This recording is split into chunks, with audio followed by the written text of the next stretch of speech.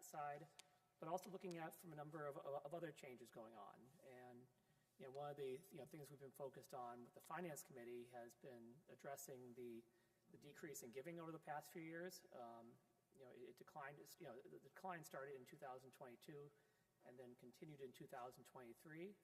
I think in 2022 we benefited from some loans that we got from the PPP program that helped sustain us, and that's why you see we were able to survive despite a loss in 2022. In 2023, we didn't have that to fall back on, so we were really looking very carefully on the cost side. As Cheryl mentioned, the parking lots, looking to improve the profitability there. Also on the property side, when from Charles's perspective, there's a number of needs on the part of the church. This is an old church. There's a lot of things that need to be taken care of, and we've been trying to be as diligent as possible in taking care of them, but also spacing out the expenditures to make sure that the church can afford it. So the budget that you see here on page 4, the most important number that drives everything is really the giving number, and we have a target in there for 2024. I think when we look at that, that's not a stretch target. That's not a high goal. That's really the base of what we need, to keep the church doing what it's doing now. And in fact, there are a number of other things that we're looking at, and I think Samantha will probably reference that in her report, that if we can get giving back to where it was just 3 or 4 years ago, there's a number of things that we would like to address. A couple of the other highlights, looking at parking. While it was down in 2023, in large part due to the expenditures, you might have noticed we have a new booth there to help protect the attendant during the winter. And also the taxes have gone up. We are expecting some of the changes that are being implemented to improve that in 2024. And then looking at salaries and benefits. You'll see in the report that we're bringing on a new property person to help fill a position that really needs to be taken care of. So another thing to look at is not just the income statement on page 4, but also the balance sheet on page 5. Fortunately, despite the challenges in 2022 or 2023, the value or the net liabilities and assets of the church grew. In large part, that was because of the growth in the endowment. And if you go back to Cheryl's report, how that was started, I didn't realize it was back in the 1850s, kind of the seed of the endowment. And that's really been one of the things that has allowed us to continue supporting the operations of the church, is being able to draw from that endowment. So that grew quite a bit in 2023, in large part due to the stock market. So that was one of the highlights from that side.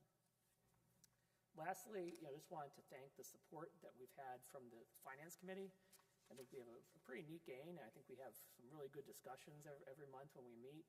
There have been a lot of challenges and a lot of questions that have gone back and forth, but we have a nice broad-based group of people with, many people with 30-plus years of experience with the church that really bring that historical perspective. A lot of the challenges we're facing now, they were telling me some of the challenges in the 1990s under Jim Trimble were also similar.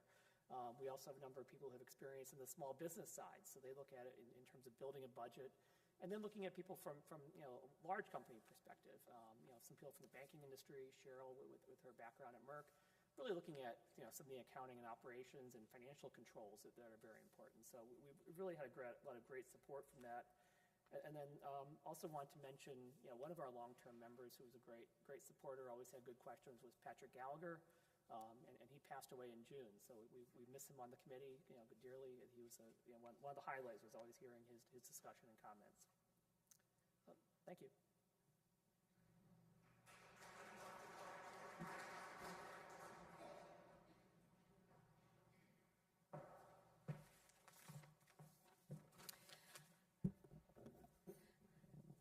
I want to start just by thanking all of you for today, for those of you who contributed to the food, for our parish life committee, especially for Angela and Wayne and all those people who cooked and brought food.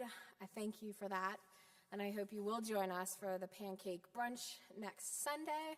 I think those kind of fellowship opportunities are so important in a church, and when I read your parish profile, that's one of the things that you all wanted was more opportunities for fellowship and belonging, so that's an important thing, and we could not do that without our parish life committee. I want to thank also a couple people who aren't here for our the interim rector, Susan Richardson.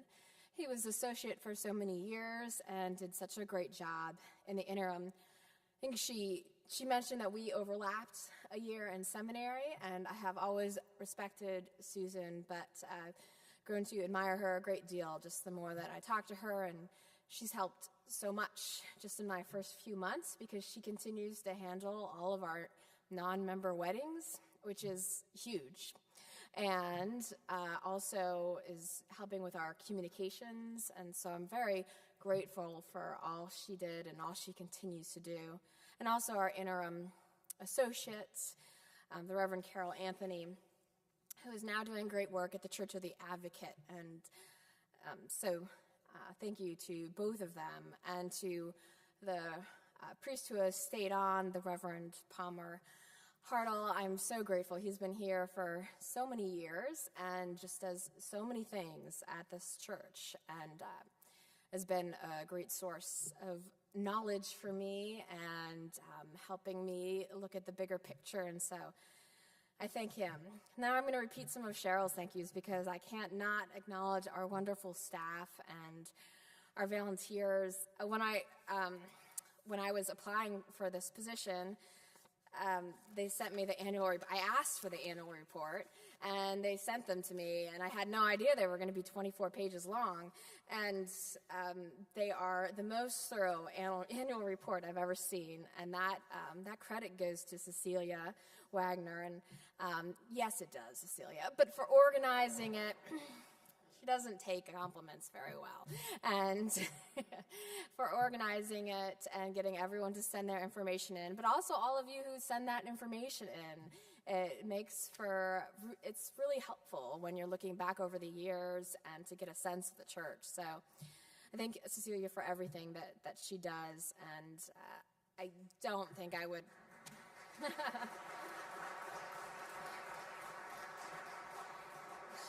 She told me how to navigate the bus system, so there's no limit to what she's been able to help me with.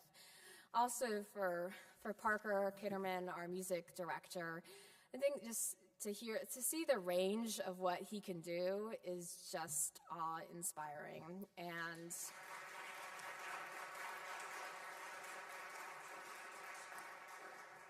And he's also one of the most humble people I have ever encountered, and so it's been just a joy to work with our staff, with Robin, who does such a great job with our children, and especially when I told my son that it was a Buffalo Bills fan who was going to be his Sunday school teacher. That was huge for us.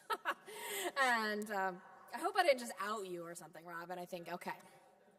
And but yeah, that's we have a few children who are involved, and we will hopefully grow that number. And I'm just glad to have Robin aboard for that, and Brandon, who is our part-time sexton, who's taken over for a full-time sexton, which is a challenge. We also have a cleaning service, but he's doing a great job. He's very committed. He's very good with people, and so I really appreciate that.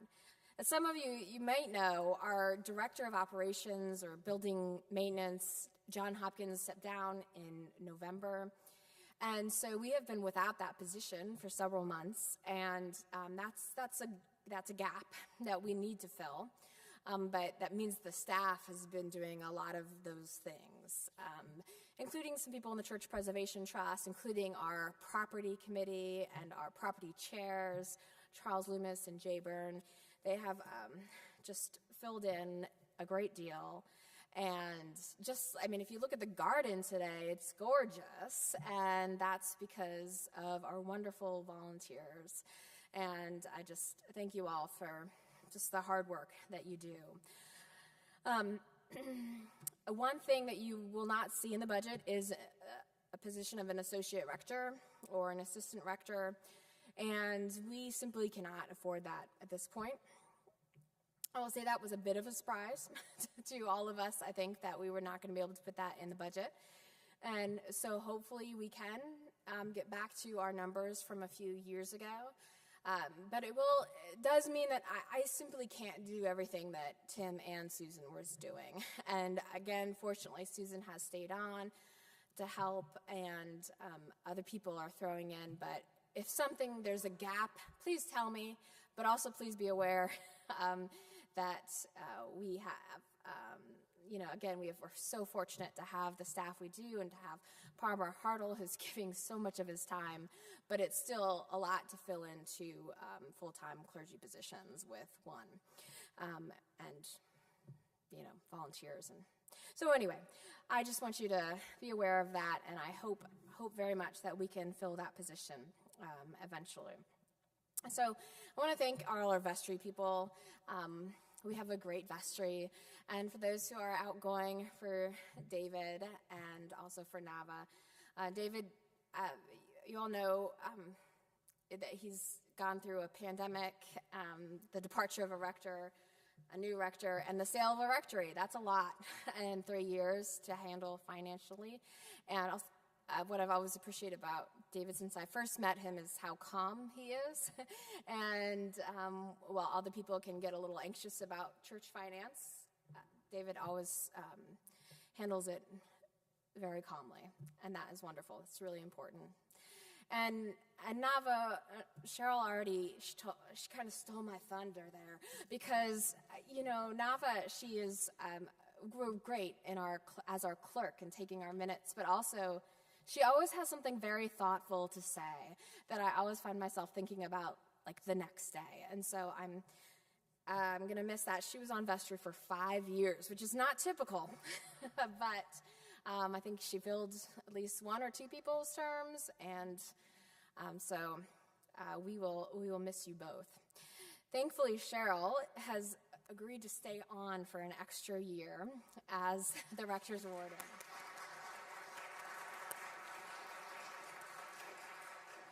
We are so fortunate to have Cheryl. She has done a tremendous amount, everything to researching parking fees for the area, to talking to SEPTA to get them to stop loitering in our area, and things that you would not imagine that our rector's warden does, that she does, and always with the utmost kindness. And I just, again, so many people for whom I can't imagine serving without. So thank you for staying on for 1 more year, Cheryl.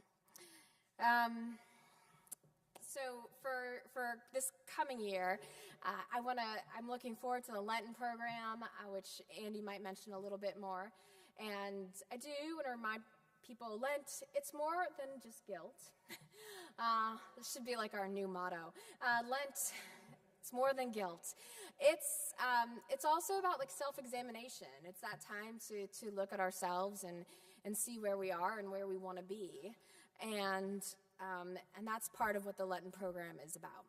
It's not simply about what we're feeling guilty on. It's about self-examination and also, therefore, examination of our church and the history of our church. And I'm looking forward to the other elements of Lent that we'll be bringing in, which is talking about the becoming beloved community, which was first a sermon of the Reverend Dr. Martin Luther King, and then how the Episcopal Church took that on and created an initiative out of that.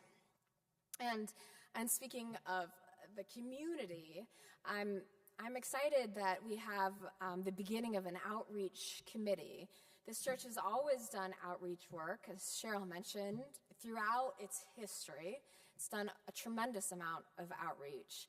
But thanks again to Palmer and also to Walker Brown and to those who have already volunteered to serve on this outreach committee, that will provide us with some more direction and able to us look at the community and what the needs of the community are.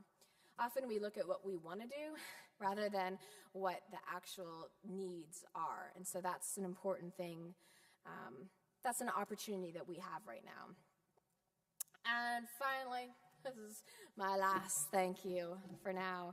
I want to thank the transition committee who brought me here and did a lot of hard work, and especially in those listening sessions. There was a lot of deep listening, and that was important work. And for those of you who shared, that's what created the profile.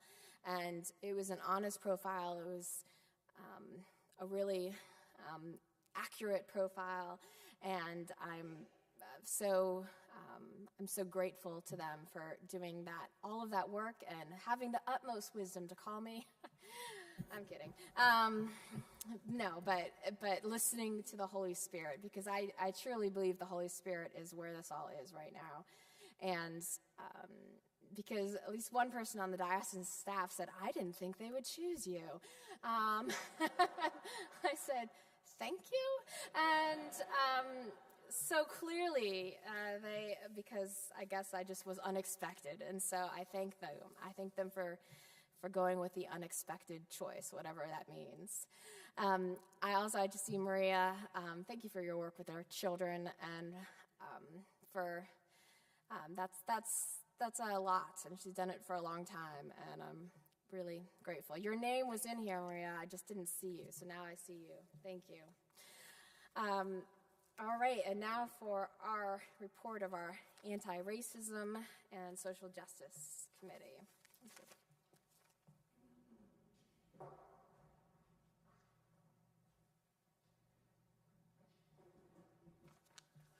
Good morning. My name is Andy Halstead, currently serving as the chair of the Anti-Racism and Social Justice Committee. Just to provide some more context, this is one of our newest committees, founded kind of in the last 4 or 5 years. And we identified some key areas of where we would like to continue to grow, some strategies, and we made great progress on that in this last year, 2023. There is a really helpful summary. That's pretty much just what the report entails. Pretty much the biggest and most exciting is going to be that Christ Church and slavery, the ties to through the early history of our church, and that was completed through a grant from the National Church through the Beloved Community Initiative, and that was really spearheaded by Kay Pyle and Liz Kimball. So really just wanted to take a moment to acknowledge all of the work that they've done, the leadership they continue to provide, and we've got some exciting things. That was completed over the course of the summer, and that hopefully is going to help inform and guide us as we continue on through this dialogue and this conversation. The first of which is, oh yeah, I was like, nobody's clapping. The first step is going to be our Lenten program, as Samantha alluded to. So that will be kicking off through Lent. We've got a series of 4 gatherings on Wednesday evenings, and we are pretty much going to be unpacking the report, seeing how it ties to today, and just through the conversation that we have, see where does that take us. We do have some lingering questions with the institution, Christ Church, so hopefully we can kind of just help contextualize what our role has been, and where we hope to go moving forward. Speaking of moving forward, we have continued a lot of involvement with Power Interfaith. If you're not familiar, Power Interfaith, it is a grassroots community organizing group that is totally faith-based and multi-faith as well, multiracial, and is the largest in Pennsylvania of doing the kind of work of its kind. And we had a lot of great things that we did this past year. One of the biggest was organizing a mayoral forum for figuring out speaking of transitions, who's going to be Philly's 100th mayor. Turned out it's Sherelle Parker, our first female mayor, so that's incredible. But we actually put together the largest forum in the city, so that was incredible. It was attended by every major candidate. So in terms of speaking to the growing power and influence that we share together with our brothers and sisters and siblings across the city, there's a lot of great work that's happening there. There was also Dave Advocacy that was happening out in Harrisburg in June. That was the largest that Power has put together in its institutional memory. So some great things happening there as well. And we also have been a part of the Safe Chinatown coalition and efforts with the proposed 76ers Arena. Hosted a conversation with Councilmember Squilla back in December. He attended, answered some questions, provided some more context on where we stand there. Right now, we're waiting for the community impact study to be released from 76 DevCorps, and then once that is released and that study has been provided to all folks, we'll unpack that a little bit more and see where we go from there. So a lot of great things happening, and thank you to all of your assistants. We don't do it, as we say in Power, our power comes from all of us together. So as a community, definitely want to thank for the talented folks and individuals that push us forward there. And we do have our community meets on monthly. This is an ongoing conversation and dialogue, and again, can't be done without you. So if you are interested in getting involved in any of this, please let me know. It's an open invitation. We're a good group of folks. Greg, somewhere in the back over there, also is on the community with me. But again, great year ahead of us, and really excited to what the year 2024 holds in store. Thank you.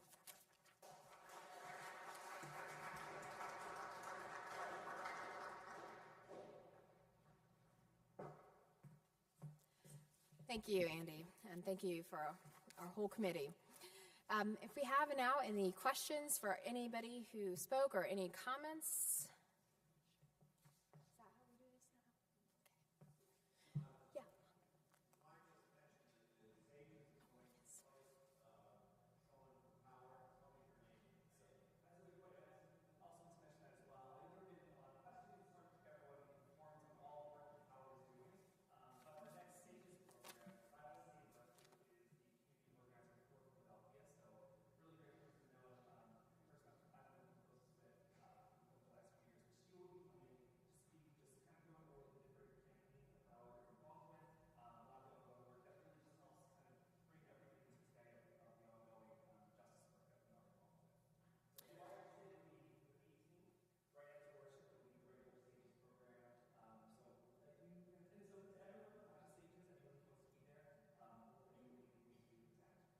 So that's 2 weeks from today at Sages, power presentation.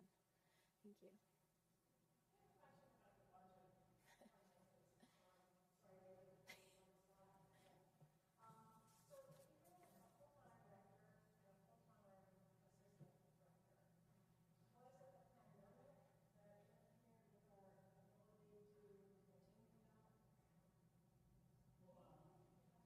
Yeah, the question was, we previously had a full-time rector and a full-time assistant. Was it the pandemic that interfered with our inability to fund that? Is that correct, Kay? Okay.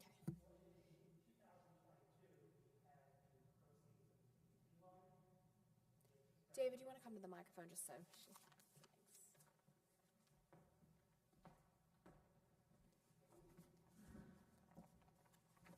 In 2022, we had the proceeds of the PPP loan. We actually have received 2 loans. Each of them were around $80,000 or $90,000. So that was $180,000 total that was provided in loans that was forgiven. So in 2021 and 2022, those were enabled us to support the budget and actually have higher expenses than we would have had normally, just based on the level of giving that we had.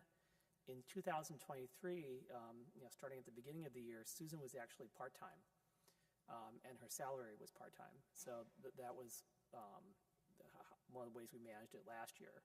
As you know, starting in October, Samantha's been full-time. So that makes up the difference, I think. Sure.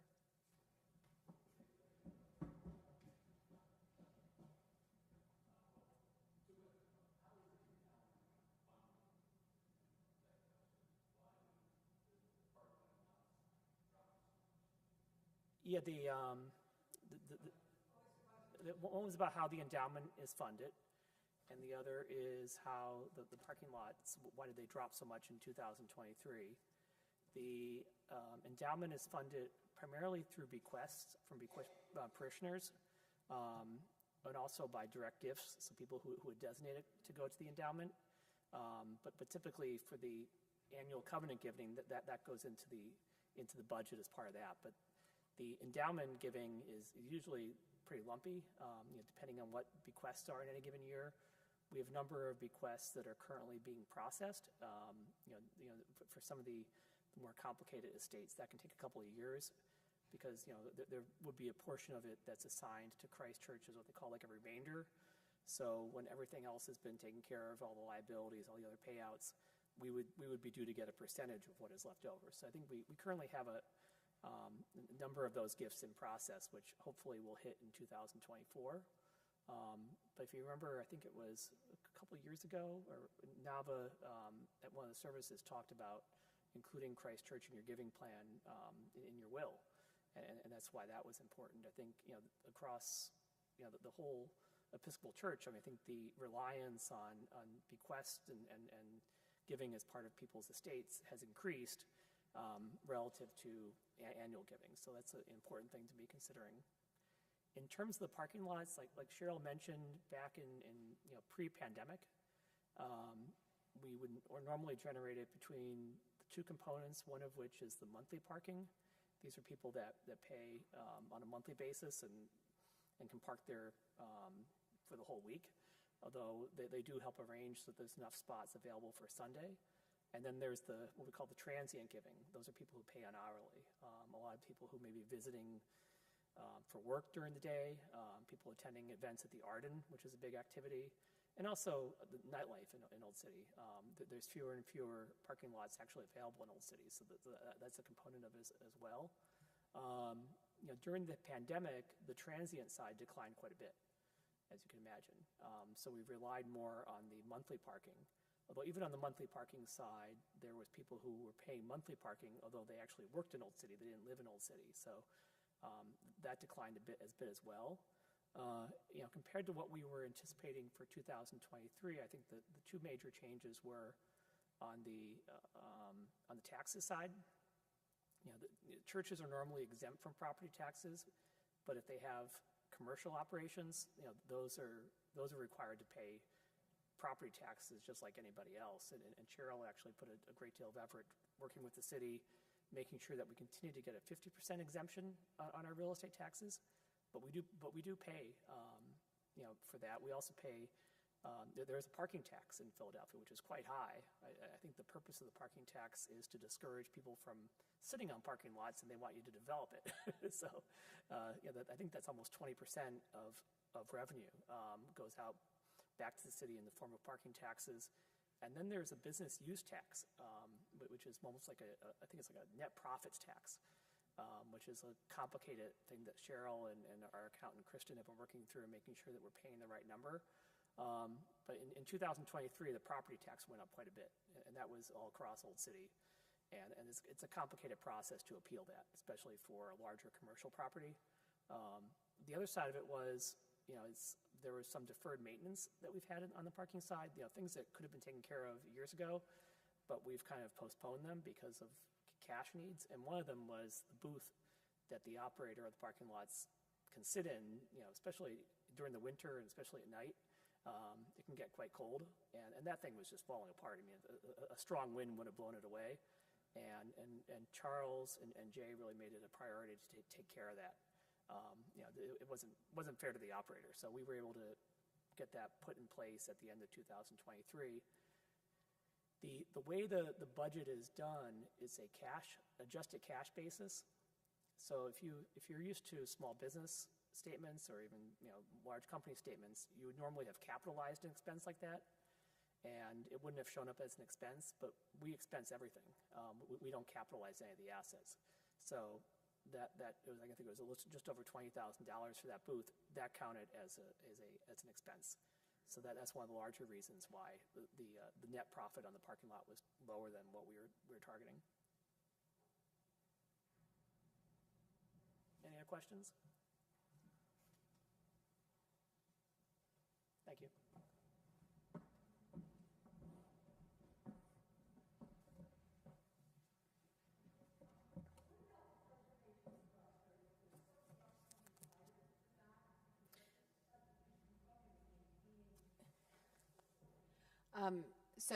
You asked about the Church Preservation Trust, and what was the second part of your question?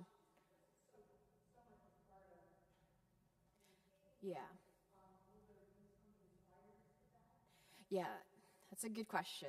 So for those of you who don't know, we have something called the Church Preservation Trust, which is a separate 501c3, which began many years ago, but for the last 20 years, we've had a staff for that, and one of those staff people is an executive director.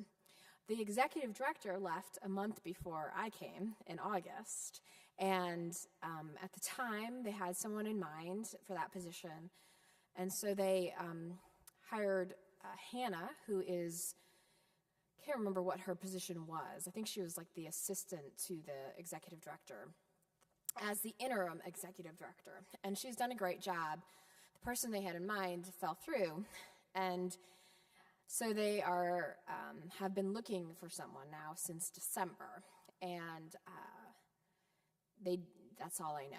And so the trust has a separate board, and of which the rector is not a voting member, and so that's just kind of a separate body, but the vestry approves the members of that board, and so that's kind of where the overlap is.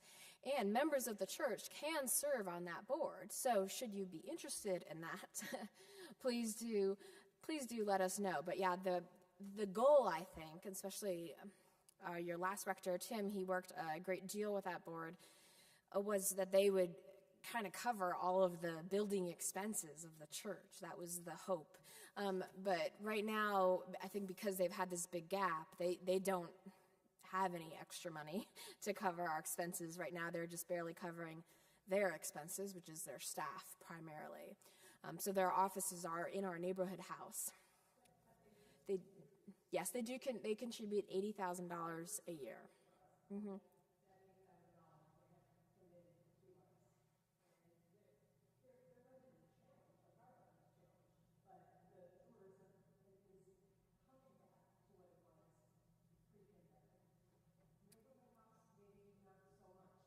Mm-hmm. Yeah. Most of their money comes from grants, though, or has in the past. And so Hannah's done a great job of continuing to keep track of those grants and to request or to put in the application for new grants. And she will still continue to work at a very part-time basis, as Samantha and I understand it, with applying for those grants.